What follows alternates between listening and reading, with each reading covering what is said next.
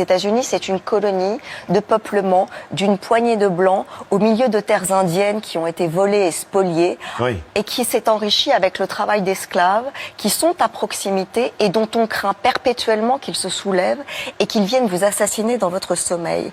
Et donc, cette peur eschatologique des fondateurs de l'Amérique... Elle est toujours là.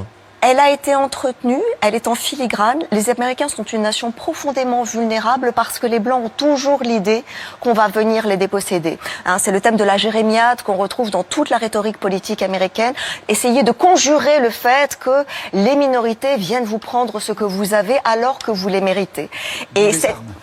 D'où le second amendement, vous avez parfaitement raison, d'où les milices de vigilantes. Oui, ça c'est très frappant aussi dans l'actualité quand on voit par exemple qu'il y a des milices qui ne se cachent même plus, qui se revendiquent visage découvert. C'est un droit constitutionnel. Oui. C'est un droit constitutionnel. Vous avez instauré l'ordre. Vous avez entendu que les deux policiers qui ont tué Breonna Taylor, une femme chez elle, dans sa chambre, n'ont pas été poursuivis par la police, que Trayvon Martin a été tué par un vigilante, que Amo Aubry en Géorgie a été tué par des gens qui sont autoproclamés protecteurs de la nation blanche.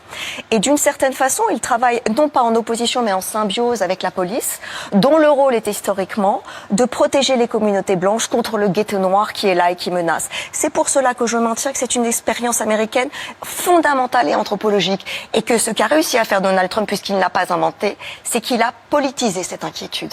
Il n'est pas si bête que ça alors. Ah mais personne n'a dit qu'il était très bête. Je conteste en revanche l'idée selon laquelle un peu aussi. Ce sont des gens vulnérables parce qu'ils n'ont pas d'éducation et qu'ils ne comprennent pas, qui de façon viscérale ont parlé avec leur trip en 2016. Bien au contraire, il y a beaucoup d'intellectuels qui ont conspiré à l'élaboration de cette idéologie. Et par ailleurs, il n'a fait que politiser après 8 ans d'un mandat Obama qui avait un petit peu excité tout le monde sur les questions raciales, de parvenir à mettre en discours politique cette conscience latente comme un volcan au sommeil qui est « attention, bonnes gens blancs, quelqu'un vous menace ». Les noirs et les bruns sont là.